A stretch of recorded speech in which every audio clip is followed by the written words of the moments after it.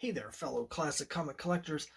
As always, I'm Scotty Harris King, and today I'm back with a very special back issue haul number 50, second anniversary special edition. And last time around, I promised you that I was going to have something that was going to blow your mind this time. Something you're not going to see on anyone else's channel. Some like content that you just can't get anywhere else.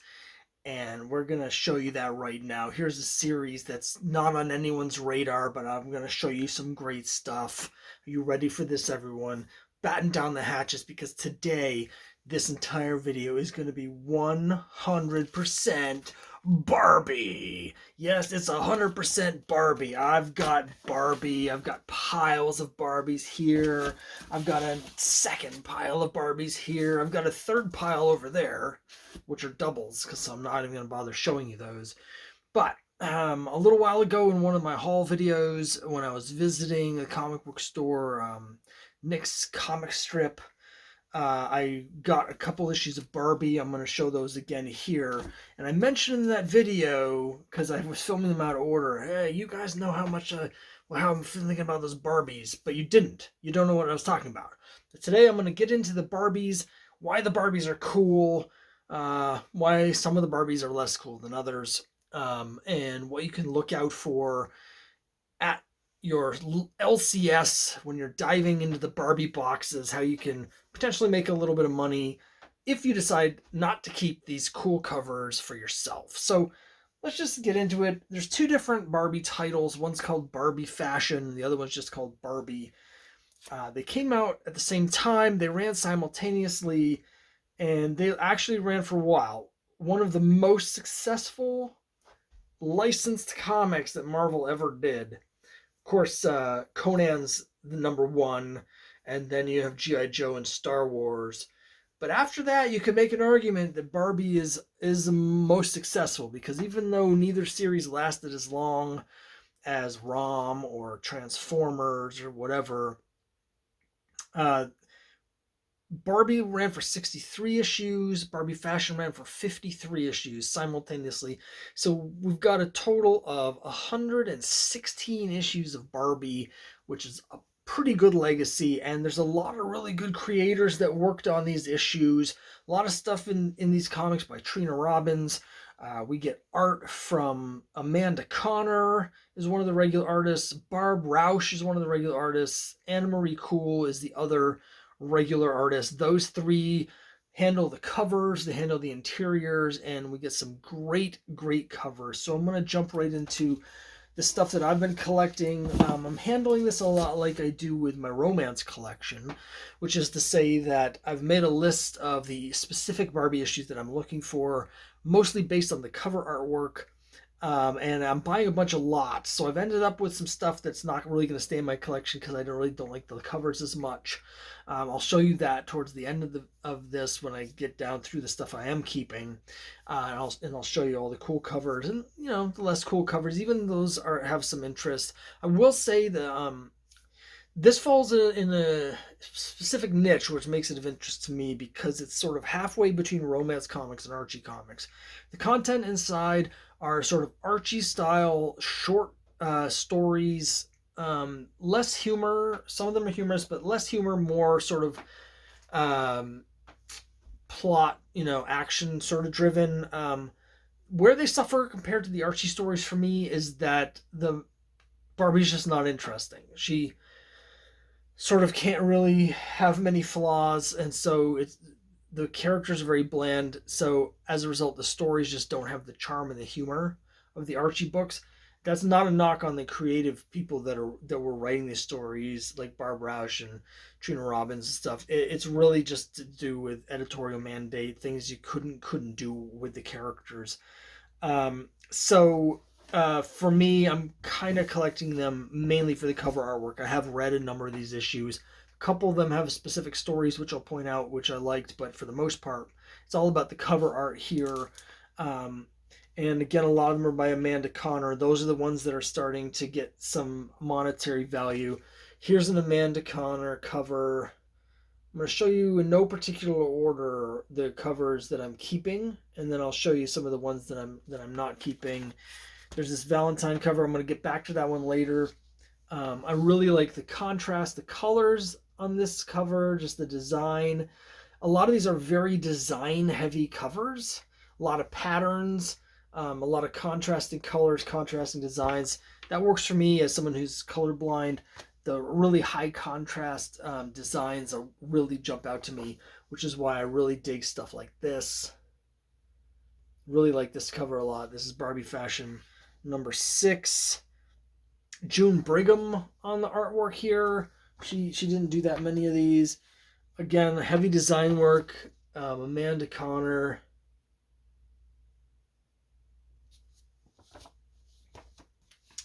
This one barely made my cut, but again, I really like the colors, the contrasting, clean, crisp, bright colors. Here she is on a park bench feeding the animals. That's Barbie Fashion 23. Issue 18. Looking for the artist signature. I don't see it. Oh, it's Amanda Connor. Barbie in Space. Really like this one a lot. This is Barbie Fashion 16 with the taxi cab outfit and the cityscape. I love the minimalist, again, and very design heavy. Again, I'm checking for the artist. This doesn't look like Connor to me. This looks like it might be Anna Marie Cool. Could be Barb Rush. I'm not sure. I don't see the signature. But really dig that one. Issue 20 of Barbie Fashion. Again, a heavy sort of design. Color and design. A lot of these, as makes sense for a character like Barbie, they're very flat. They're very two-dimensional. Very little inking, very little depth of field on these, which I think works very well because it's sort of like a paper doll sort of thing. That's Barbie Fashion number 20. Here's another one where the pattern from her dress spills out into the flowers all around framing her. That's issue 8. Issue 8 of Barbie Fashion. Of interest to some of you would be this here. It's actually, this bag has both Barbie Fashion and Barbie number 1. Still in the original poly bag with the fake Barbie credit card here. But what's of particular interest here, let me see if I can get this out, is that both of these covers, here's the other one, which has a picture of the doll on it. And again, it's got the credit card here on the back. Both of these covers were done by John Romita Sr. So that's really cool. Not where you would be expecting to see John Romita Sr. But there he is, doing these Barbie covers, first issue of both series. And then I want to get into some of the one, like my top picks, like some of the top ones in my collection here. Here's issue 50. This is one I actually got. I like the cover a lot. They're in the teacups, but I got it specifically for the story. As you can see here, it says Walt Disney World Resort Holiday. Now, it's very unusual for Disney to sort of allow themselves to be used in the comics like this. Usually, if you see characters outside of Disney comics that are going to the theme parks, obviously, the company will change the name of the park to Wally World or whatever like that. But this is actually was part of a licensing agreement because Barbie, if you read the story, you find out that Barbie had a show at the time at Epcot Center, and this is a tie-in with that. And so these kids are going to Disney to try and win this contest to get to appear with Barbie in this show. And so they go around through the Magic Kingdom. As a big Disney Parks fan, I really wanted to get this one. Here's a cool one. It's Barb Roush pencils, but inked by John Romita Sr. So again, art combinations that are really cool. You don't expect it. I love the color work on this cover. Here's two personal favorites of mine. With black covers, similar designs in some way. This is Barb Roush with the New Year's Eve themed cover. I love the colors. Again, the design. It's all about the design for me. But this is Barbie number 51, black cover. So great, but not as quite as good for me as this Amanda Connor cover, Barbie Fashion number 42, which is probably my favorite cover of the series. This one cost me $20. It's high grade. The other thing with these that I should mention is that it's hard to get them in nice condition. These are a lot like art collecting Archie or like collecting romance. The target audience was girls like age 7 to 11. Um, Not your typical comic collectors. There's a lot of newsstand copies, and they tend. This says direct edition on it, but there are a lot of newsstand copies. These, and they all tend to be in rough shape. I've got some really beat up ones, including the next one I'm going to show you. Um, but you know, it's still cool to collect, and if you can get them in high grade, you can still get deals on them occasionally. Like this 51 and the 53, these are high grade. They're new old stock. I'm guessing a store that didn't sell them or something. And so, but they're only $6 each. This one though, yeah, again, it cost me $20, and I'm happy to have paid that for something in this condition. Um, Finally, I'll show you. I got 2 copies of this one for now. I'll be selling off one of them. They're both low grade. One of them's got a detached cover, and it's Barbie Fashion number 13. Now, this is the most expensive issue in the run at the moment. Copies of this have been selling for about $30 on eBay. It's Amanda Connor. It's an homage cover. It's homaging J. Scott Pike's cover of the first appearance of Dolphin and Showcase number 79. And when I say it's an homage cover, what I mean is it's a swipe cover. It is a straight up swipe. Because the other cover in the run that's currently expensive is this one here. It's Barbie Fashion number 39. You can see I got a deal of $5 because I found it at an LCS, and it's in pretty nice shape. Mid-grade, but nice mid-grade. This is like a $20 plus book, or more, and this is a swipe of Betty number 8. Now, Betty number 8 is a more racy version of this because Betty is better endowed on her cover, and her boobs are hanging down in the water, which Barbies aren't. But that comic came out just a year before this one, and Amanda Connor just swiping, just blatantly swiping. I mentioned earlier that we were gonna get back to that first one that I showed you, which is the Barbie Fashion 28. Now this one right now isn't worth anything. However, it seems to me to be a blatant swipe of a comic called Vicky Valentine. If you look up that series, it's by Bill Wagon, the guy who created Katie Keene. He did it in the 80s, and there's a cover that's exactly like this but flipped mirror. I think is the first issue of Vicky Valentine, but I'm not sure. And Amanda Connor just stole that one as well. And those are the only 3 that I've been able to identify. But I'm guessing there are more. Let me just show you real quick the other issues that I've already shown these. I got these at the LCS.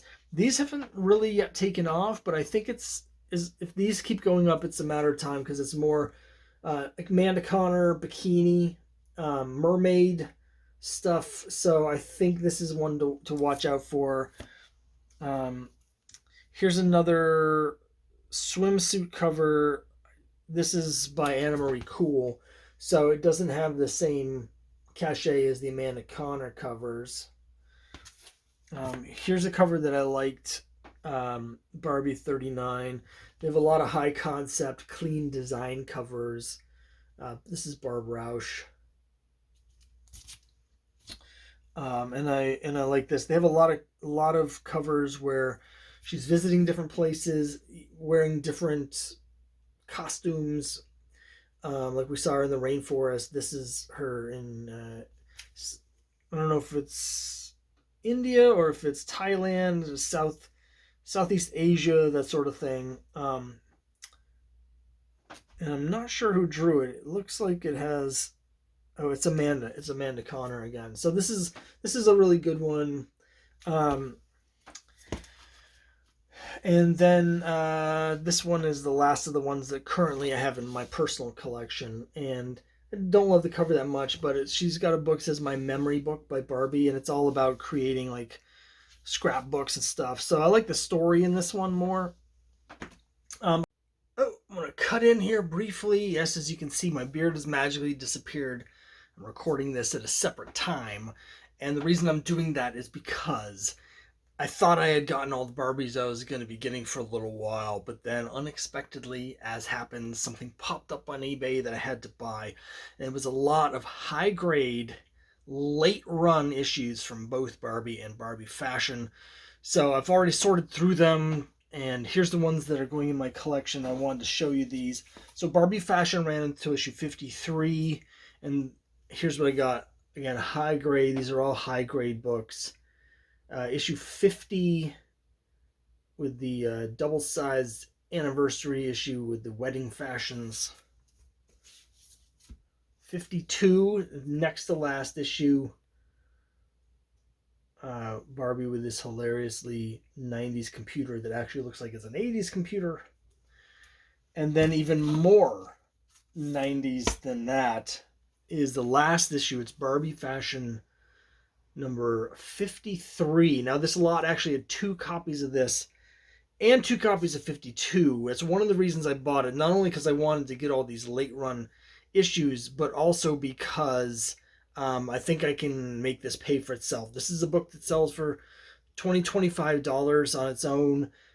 So I think I can combine some of these late run ones, resell them on eBay, get most of my money back, if not all of it back, from selling these lots. So I was really happy with that. And there were also doubles of some of these other ones.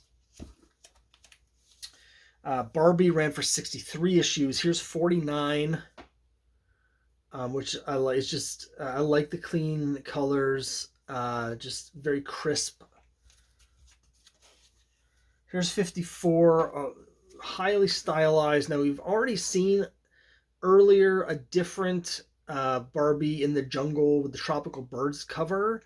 The previous one was Amanda Connor. Now towards the end of the run here, this cover is being done by Mary Wilshire, and so Mary Wilshire is now on board and does some of these covers. And then here's some issues right at the end of the run. 58, Hot Skatin'. I really like this cover, actually. Just the colors, the rainbow inline skates, the crazy outfit she's wearing. So that's 58. You can see the corner box changing as we're getting towards the end of the run. Issue 60. This is Amanda Connor. Here's Barbie riding in her famous Barbie pink Corvette. Accessories not included. Again, 63 was the last issue. That was the only one that was not in this lot, because here's 61. And 62. And again, there were doubles of most of these. So I'm going to have a couple different lots that I'm going to be able to put up for sale to try and get my money back. Last 2 issues of Barbie Fashion, and then I'll probably have 3 of the last 4 issues of Barbie in a lot. And again, these are all high grade. I'm keeping the Barbie Fashion direct edition high grade copy. The other one that I got is actually a newsstand. And it's interesting. I don't have any data on this, but I feel pretty confident that this is a situation where, yes, it's the late 90s, so the newsstands in general are going to be more rare than the direct edition, but I have a feeling that, like with Archie Comics, the reverse is actually true with Barbie. I mean, how many 9-year-old girls have a pull list at their LCS? Probably not that many. So my suspicion is that the direct editions of these, particularly the later issues, are going to be harder to get than the newsstand. They may be easier to get in high grade because the collectors that do get them from the newsstand, I mean, from the direct edition, are more likely to keep them in high grade. But I think that there's probably not nearly as many. So I don't know if that's the case. I decided to keep the direct edition because I don't really care about that much, and it does allow me, when I put the lot up on eBay, I'll be able to say newsstand edition, and people will pay more money for that, even though in this case I don't think they should. But I'm really happy with these lots. My Barbie collection is really coming along. 63, the last issue, is the one that I really need to get at this point. It's got Barbie as a superhero, so we're still going to look for that. But now let's get back to the rest of the video now, where I'm going to show you the books that I'm not keeping for myself, some of the doubles, just so you can see the covers and stuff. I do have some more that I'm going to be getting rid of because I don't like the covers as much. Just personal taste. So if you end up collecting these, you'll face the decision yourself. What do you keep? What do you get rid of? Here's issue 15 of Barbie Fashion. A lot of these I have doubles of because I've been getting the these lots, and a lot of these have like cultural references from the time. Let me show you a couple here that are very of their time. So here's Barbie Fashion 14, where they're rollerblading, and this is from 1992, so it's very much of the time, but it's still not as of the time as this, which is, I think, from 91. Yeah, May 91. Check out both the fashions and the background design on this. You can't get more 1990, 1991 than this. Oh my goodness. I mean, I was in high school. Everyone was wearing this sort of nonsense. Just the colors, the whole thing. It's giving me horrible, hideous flashbacks. So I've gotta get rid of that one.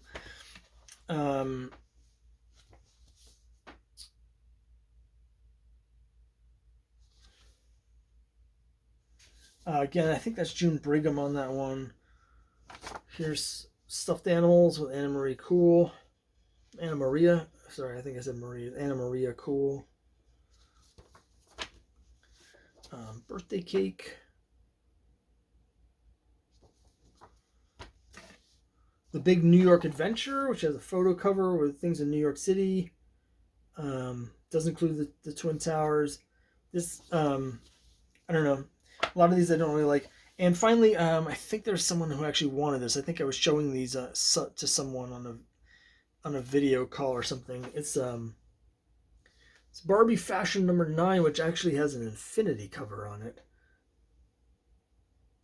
You can see right there, she's reading a copy of the comic that she is on the cover of.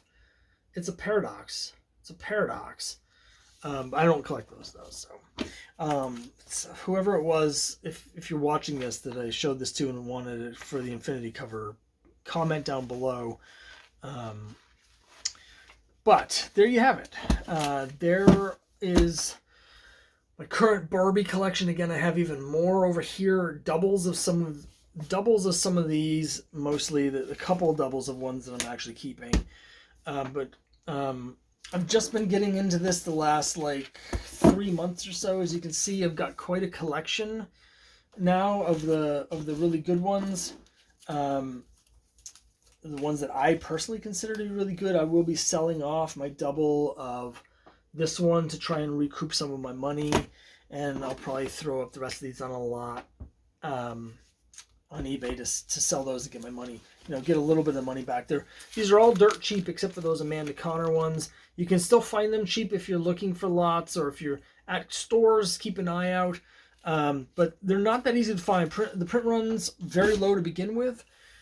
They do have statement of ownership in them, and even early on, it was only selling, paid circulation was only like 50 to 60,000, and that was like around issue 15. And then it ran for another 3.5, 4 years after that. So I think it's safe to say that the issues at the end of the run can be pretty hard to find. The other than the those Amanda Connor covers, the only ones that are really expensive is the last couple issues of Barbie, 62, 63 in particular. Those can run you $20, $30 because they're just very hard to find. But that's it.